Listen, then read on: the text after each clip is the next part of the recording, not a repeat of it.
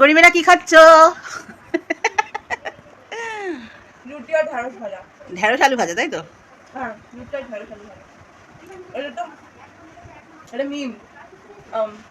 Social media খুব viral হয়েছিল। বাংলাদেশে একটা দাদু সে বলছে কোকা কোলা জিরো সুগার। তোমরা বুঝবে না জার্মান ভাষাটা। তোমরা তো গরিব, তোমরা গরিব। তোমরা তো গরিব, তোমরা বুঝবে না। গরিবেরা খেলে আজকে গরিবেরা ভালো লাগছে রুটি আর ঢেঁড়স আলু ভাজা। রোজ স্পেশাল ব্রেকফাস্ট হয় না, মাঝে মধ্যে একটু ঘরোয়া ব্রেকফাস্ট করতে হয়। অরূপ তো অফিসে বেরিয়ে গেছে, এবার বাড়িতে আমরা মা মেয়ে কী করি গরমে তো অস্থির লাগছে। তো মেয়ে প্রথমে বলেছিল কোল্ড কফি, কিন্তু দেখলাম দুধটা শেষ হয়ে গেছে। কোল্ড কফি বানাতে গেলে একটু বেশি করে আমুল দুধ দিতে হয়, তো আমুল দুধটা নেই, শেষ হয়ে গেছে।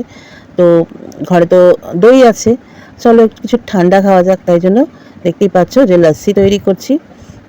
এর মধ্যে দিয়েছি চিনি, দিয়েছি লেবু, দিয়েছি বিট নুন, দিয়েছি চাট মশলা দিয়েছি। এইভাবে লস্যি বানালে না দারুণ একটা খাট্টা মিঠা টেস্ট হয়। বানিয়ে দেখো, খুব ভালো লাগবে। চলো একটু লস্যি এনজয় করে নেওয়া যাক।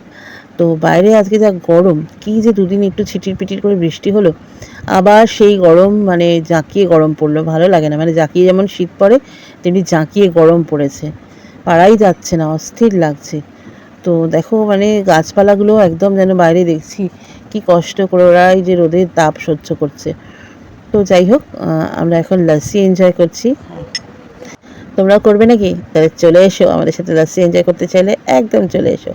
তো ওই যে বলছিলাম বাইরে গাছপালাগুলো একদম যেন শুকিয়ে আছে, তবু গাছগুলোতে যখন বাইরের গাছগুলোতে জল দিই তখন আমি গাছের পাতাগুলোতে একটু জল দিয়ে স্নান করিয়ে দিই। তো এই যে ঘরের ভেতরে ছোট্ট ছোট্ট যে পটের মধ্যে আমার মানি প্ল্যান্টগুলো আছে, ওদের তো সত্যি কথা বলতে কি, ওদের যখন আমি কাপে জল চেঞ্জ করি তখন আমি স্নান করিয়ে দিই। তো আজকে ভাবলাম চলো একটু পাতাগুলো মুছে দিই।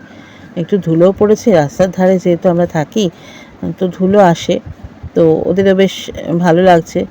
আর পাতাগুলো ভিজে কাপড় দিয়ে মুছিয়ে দেওয়াতে না ওরা একদম সতেজ হয়ে উঠেছে।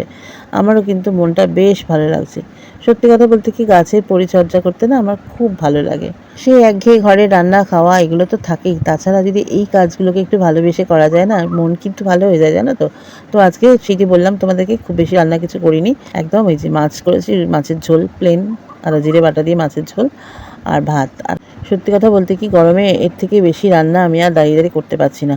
সকালবেলা তো অরূপকে টিফিন করে দিয়েছি, অরূপ রুটি নিয়ে গেছে, আর ওই যে আমরা যে খেলাম আলু ঢেঁড়স ভাজা। যাই হোক চলো, যেটা বলছিলাম, আমাদের মেয়েদেরও তো একটু ইচ্ছে হয় অন্যভাবে বাঁচতে, তাই না বলো?